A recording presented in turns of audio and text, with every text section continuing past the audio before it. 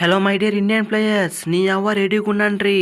ఆ బాంగ్లానే టీ20లో ఒట్టిగానే పిసుక నీకు. అరే గంభీర్ బాబాయ్, జర నిమ్మలుండు. మిగతాదంతా నేను చూసుకుంటా కదా. తెలుసు కదా టీ20 అంటే సూర్య ఎలా ఉంటాడో. అరే ఓడిపోయే మ్యాచ్లే ఈజీగా గెలిపించాను. ఈ బాంగ్లా ఏమి పిల్ల బచ్చా, వాళ్ళతో ఒట్టిగానే గెలిచేసి సిరీస్ మనం గెలిచేస్తున్నాం అంతే. అది సూర్య, ఆ మాత్రం క్లారిటీ ఉంటే చాలు. ఇక నాకు టెన్షనే లేదు. మనం ఏ మ్యాచ్ ఆడితే ఆ మ్యాచ్ గెలవాలి అంతే. అరే గంభీర్ బాబాయ్, ఈ తొండి కుట్ర మోసం అన్నీ ఇదే.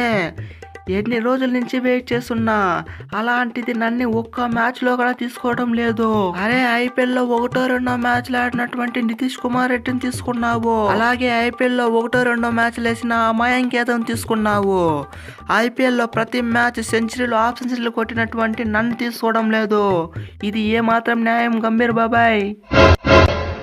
అరే ఏంతో రుచిరా తమ్ముడు, నేను సెలెక్ట్ చేయాలని అనిపించలేదు. నీ గురించి నెక్స్ట్ మ్యాచ్ ఆలోచిస్తానులే.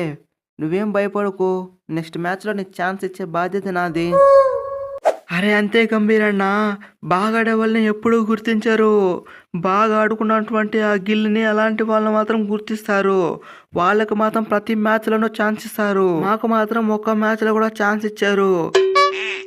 అరే థ్యాంక్ యూ గంభీర్ అన్న, ఎట్లో నన్ను సెలెక్ట్ చేశారు.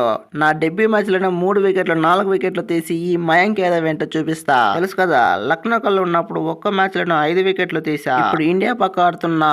ఇక వికెట్ల మీద వికెట్లు తీసి ఈ మయాంక్ యాదవ్ అంటే ఏంటో చూపించాల్సిన సమయం వచ్చేసింది. అరే అంతే మయాంక్ తమ్ముడు, నువ్వు ఇచ్చిన అవకాశాన్ని అలాగే యూజ్ చేసుకుని ప్రతి మ్యాచ్లో చోటు తెచ్చుకో. అరే నితీష్ కుమార్ రెడ్డే మజాకా. ఫస్ట్ సారే నాకు ఛాన్స్ వచ్చింది. నా ఇంజూర్ వల్ల నేను ఆడలేకపోయా. ఇప్పుడు ఛాన్స్ వచ్చింది. ఆ బాంగ్లాకి చిక్కులు చూపించడమే. అరే తెలుసు కదా, బ్యాటింగ్ కావాలంటే బ్యాటింగ్, బౌలింగ్ కావాలంటే బౌలింగ్. ఏది కావాలన్నా మన దగ్గర ఉంది. ఇక చించి ఆరేయడమే. నితీష్ కుమార్ రెడ్డి అంటారా బాబు.